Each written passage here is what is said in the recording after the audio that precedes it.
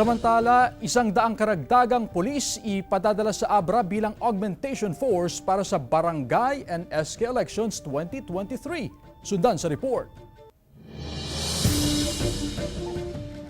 Magtatalaga ng karagdagang 100 pulis sa Abra para sa Barangay at Sangguniang Kabataan Elections 2023. Ito ang tiniyak ni PNP Chief General Benjamin Acorda Jr. sa kanyang pagbisita sa Cordillera kamakailan. Mahigit 60 pulis din ang magsisilbing miyembro ng Electoral Board sa Bukay dahil sa pag-atras ng ilang guro. Ipinapaubaya naman ng PNP Chief sa Procor ang rekomendasyon kung isa sa ilalim sa red category ang Bukay dahil sa mga insidenteng iniuugnay sa politika, tulad ng pagpaslang sa isang tumatakbong barangay kagawad doon. Samantala, hindi pa naman daw napapanahon na bumuo ng task force sa Abra para sa nalalapit na eleksyon. Pinangunahan ni PNP Chief General Benjamin Acorda Jr. ang ceremonial burning ng mga nakumpiskang marijuana sa Cordillera. Resulta ito ng 6 na araw na marijuana eradication sa rehiyon.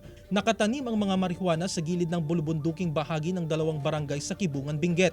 Tinatayang nasa 10,000 square meters ang plantasyon at mahigit 6 na milyong piso ang tinatayang market value ng mga ito.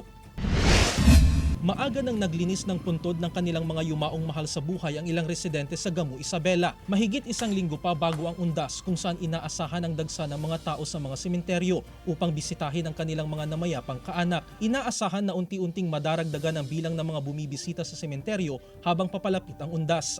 Jarek Pasilyao, 1 North Central Luzon.